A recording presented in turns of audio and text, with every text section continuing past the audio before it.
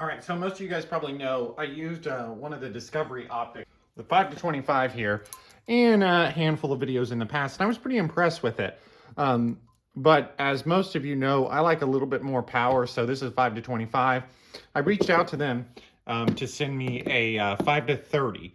So obviously this is a Chinese company. They are kind of moving into the U.S. as in, I think from what they've told me, they're kind of trying to move into the U.S. market a little bit and be a little bit more U.S. focused.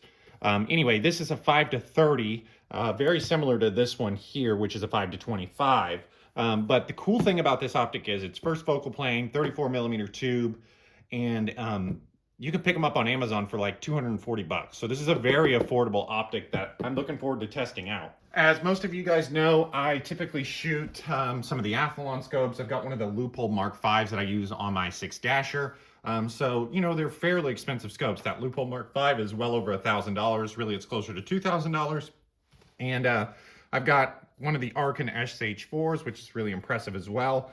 But, a lot of people, obviously because this is a Chinese company, that kind of gives them a nasty taste in their mouth. But the reality of it is most optics made under $1,500 are made in China anyway. They're just made by or branded by a U.S. company, or at least that's the way that I understand it. So this one here, they're not acting like they're a U.S. company. This is a Chinese company.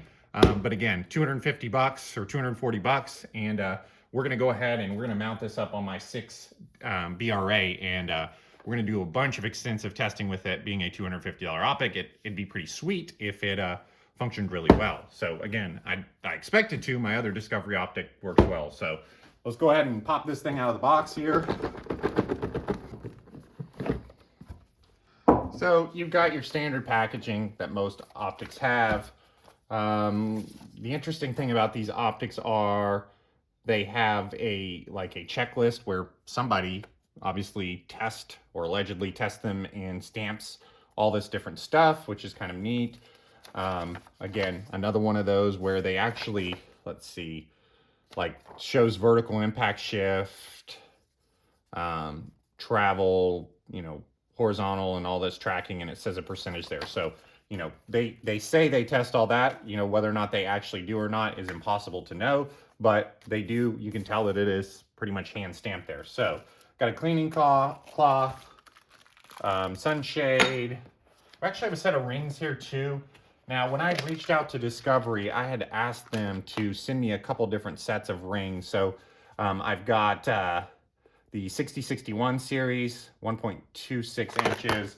They also sent me the 7075 series, which I believe this is the higher end series at, I think I can get away with 0.97 inch height. And then they sent me another set of the 6061 at 1.26. So they wanted me to kind of talk about the different types of rings. These rings looked really neat. I believe this is their kind of updated version.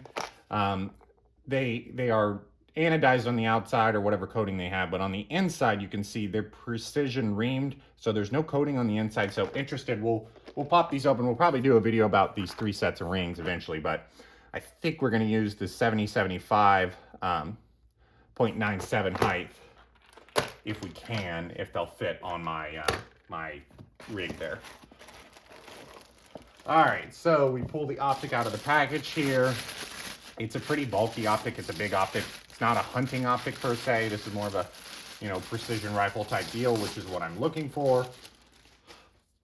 As we see, we have nice, actually really what seems like really nice scope caps. Obviously, we'll have to use them a little bit. We've got a throw lever there, and again, we have 5 to 30, which is a pretty sweet magnification rate. So it'll be interested to go ahead and check that out. Now, turrets, pretty big, bulky turrets, similar to the Arkin stuff as far as the size go. 0 stop, 0.1 MRAD, and then again, they've got tracking guaranteed on there. And same thing with the windage turret there. Let's see, we also have illumination, don't we? Yes. So let's get a close-up. Everybody wants to know how tactile and audible these clicks are.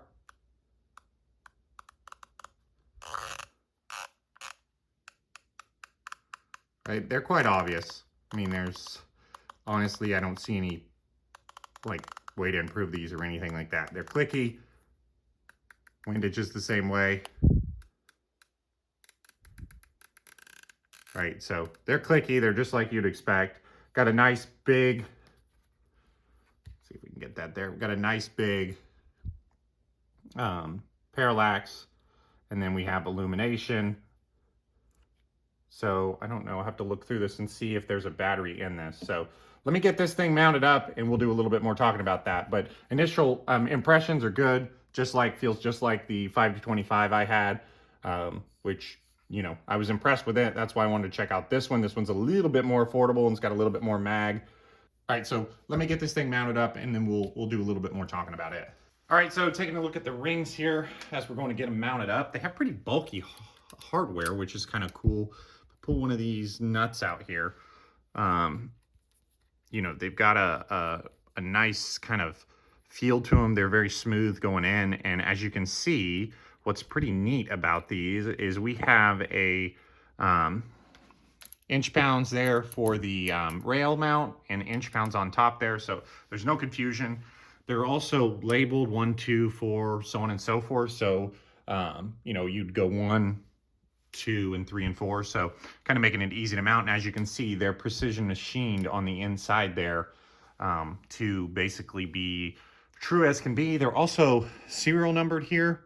So they've got the serial number, and these have A and A, and those have B and B. So you can't mix the tops up. If you accidentally did mix the tops up, obviously you could read them and see. So look like really high quality rings. We'll obviously see how they mount up here. All right, we're out here on the range. This is my 6 BRA with a 108 boat tail target, 29.7 grains. This is a new optic, the Discovery 5-30.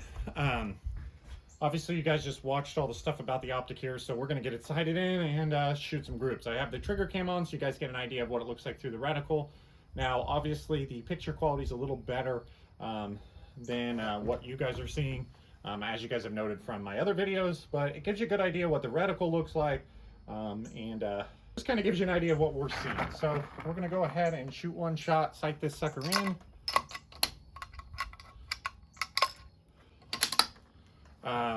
And we'll kind of go from there.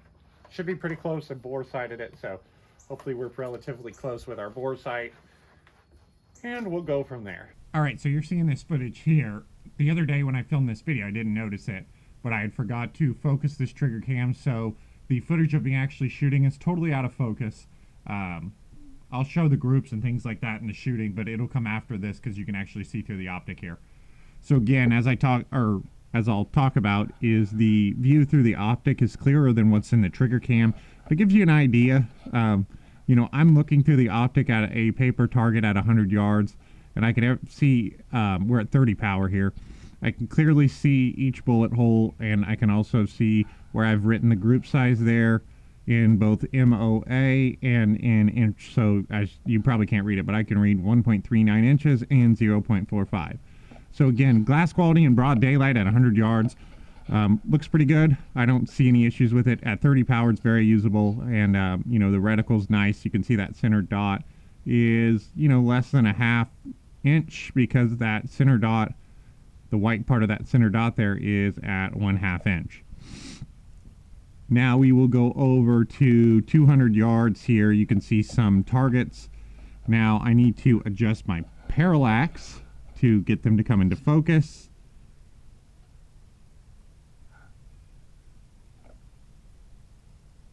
So as we see there, we're looking at some black targets on a background, and I can actually see the mirage going left to right. I don't know if you guys can see it on the trigger cam.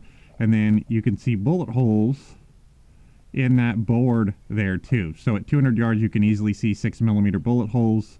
And again, I can see that mirage boiling off from left to right. So I just wanted to include some better trigger cam footage here, because the groups that I was shooting, the trigger cam was not focused. It's not what the optic looks like. It's just my screw up whenever I forgot to go ahead and set this up on this optic. The trigger cam, you have to focus for every optic. Some of them are similar, but some of them are not.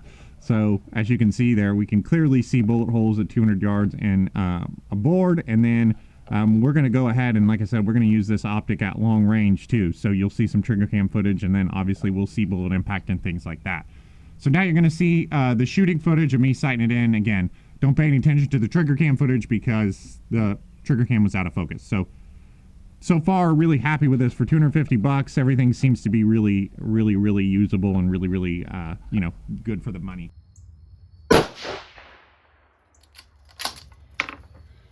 We're at one on the left. Let's go point. Let's go right.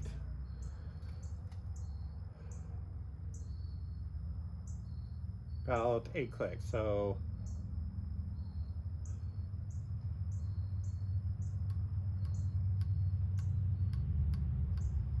eight.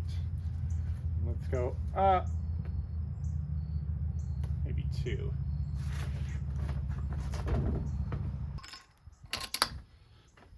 Okay. Do another shot here. All right, pretty darn close. Let's go, we'll shoot a 3-shot group and then we'll adjust the optic from there.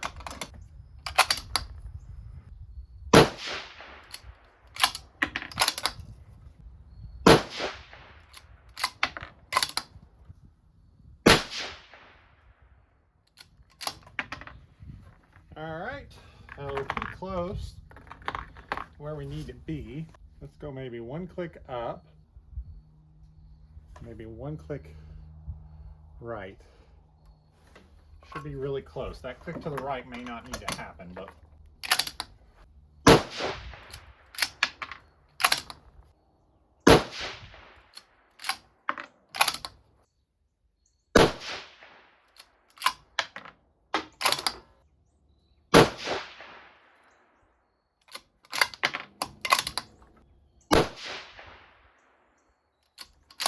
all right, so we're pretty well sighted in.